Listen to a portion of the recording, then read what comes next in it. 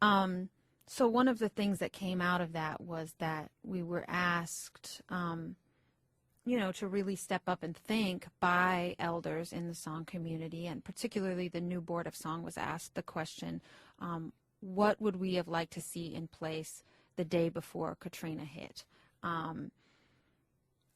And their answer was 125 organizers on the ground who were connected to each other across the South, who had a plan, right? So we began to develop an organizing school and did a listening campaign with 100 plus LGBT organizers in the South, mostly people of color, just asking them, what do you need? What do you need Song to do? What do you need Song to do to support this work, And we developed an organizing school that travels around the South that we've been working on for the past 3 years, going into different communities with support of people from those communities to work on political education, organizing skills, and then, interestingly, resiliency skills and sustainability skills for organizing. So really getting at the spirit part of organizing. And I wanted to say a little bit about that because it's very interesting to us how much there's a huge need for that in the communities that we work in. And so I wanted to connect that to what you were saying before, Paulina, about I just think, to be really blunt about it, I think that what we see a lot in the U.S. is an assimilationist strategy. And what I mean by that, to be super clear, is that we have to be like straight people in order to have dignity, in order to have rights, and in order to have respect. And I think that model, everybody loses in that. I think straight people lose too, It's similar to how I feel about the idea that other oppressed communities, have to be, that immigrant people, we have to speak English, right? Otherwise, that's our pass to getting rights, to getting respect, to getting not, beaten or spit on the street. Like that's what we have to do. And that is too high a price to pay, to have to be people that we're not and live lives in order to have dignity and to have respect. It's too high a price. And I don't know how any community can love ourselves and love each other if our goal is to be like some other people in order to be able to have rights and dignity and safety.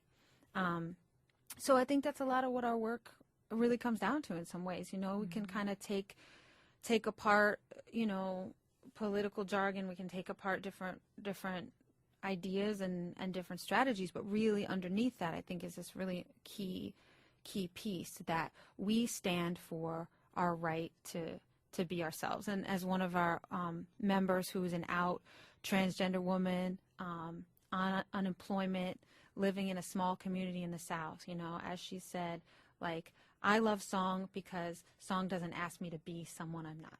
I don't want to assimilate. I'm a 58-year-old transgender woman who people see as transgender every day, and I want to be part of an organization where I can be who I am.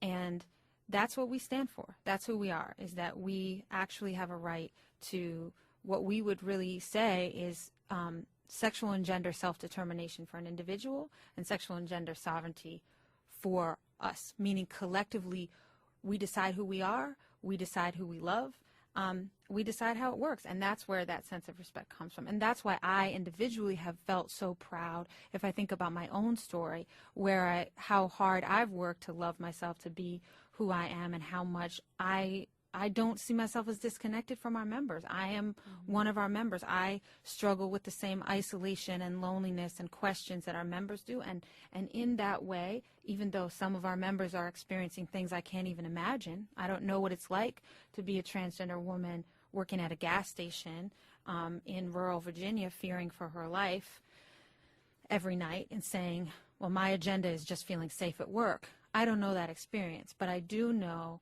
that I would much rather work in the struggle in our communities for how we feel about ourselves and how we feel about each other, and work from that place rather than selling an agenda where we have to be like someone else, or we have to prove that we're like someone else in order to have dignity and in order to live full lives. Yeah, it's really funny. So I was, not what you said wasn't funny.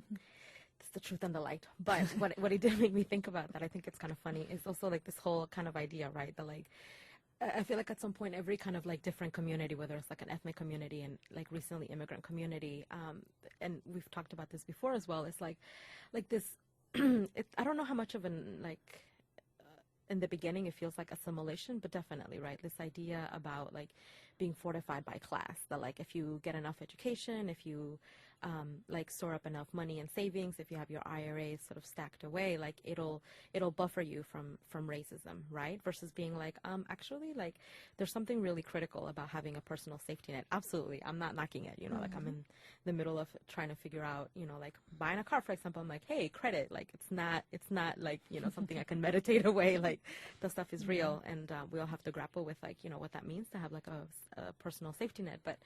But I do think that there's something really interesting about trying to figure out what kind of things we serve as a community to sort of help buffer us, right? And then like when the rubber hits the road, you know, like it doesn't matter if you're like obviously like, you know, like college educated, if you have a PhD, when the police come knocking, if you're a black man, you know, like they're still going to treat you like a black man. And so like there's something really interesting, I think, in the queer community. It's a little bit of a wake up call, right? Whether it's around the same-sex marriage issue and how relevant that feels to some folks, or it's around the healthcare issue and how relevant that feels to folks. Like as long as we're not willing to talk about like what's underneath all of that, like all of the different institutions that affect our lives, and how doesn't matter that like in one county, in like, you know, like in the state of Vermont, or in one county or 3 counties or 5 counties in the state of California, like there's like there's some measure of like a financial safety net that the queer community holds.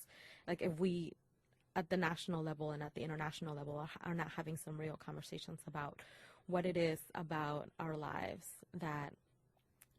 that we can have self-determination around, we're still going to run up against some of the same things and some of the same things that other communities have had a wake-up call around, like in the Latino community. Like as long as you accumulate a little bit of money and have some sort of a financial safety net, then you know, immigration won't come for you and for your family, and the police is not going to treat you the same day. And I'm like, and I keep wondering, like hearing on the news, you know, like watching like some of the entertainment news, like all of this like really famous people of color getting really outraged when they get pulled over by the police, and I'm just like, they don't care what you're driving, boo-boo. Like, you're going to still get pulled over. They're still going to treat you like, you know, whatever kind of ethnic community and other community you come from. And I think that it does get to sort of the heart of what it means as a community, about where we put, what kind of infrastructure we're willing to invest in, right? Like, are we willing to invest to make financial institutions more secure, like through our money, or are we willing to make infrastructure that actually responds to our needs, responds to like the needs of our people, responds to like the needs of our families, and what it means long term, I think, in a country that doesn't necessarily value movement infrastructure to be doing that work. And you know, we were just talking also about like one of the organizations and institutions that's helped to support song for a long time, like the Australia Lesbian Foundation, for example, like in New York, like really focusing like on the difference between conditions in the U.S.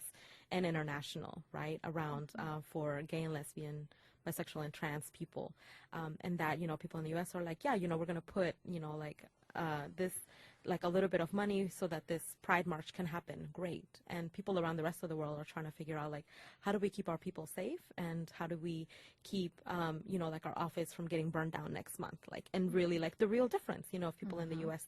to making a choice about what kind of a global investment we're making for queer people internationally, and what kind of infrastructure we're willing to create that can make different kinds of choices and interventions and support for folks internationally. Because obviously, like, we just this whole crisis response thing, you know, to like saying that they're natural disasters, like that happen. Absolutely, like what's happening in Haiti right now, it's a natural disaster. It was an earthquake, but the unnatural reality underneath that is like, and you know, like what is the rate, like the rate of poverty in Haiti? Like that is not an accident. That's not a natural, you know, that's not a quote unquote like natural disaster. Like they've been in debt with the International Monetary Fund for years and years and years.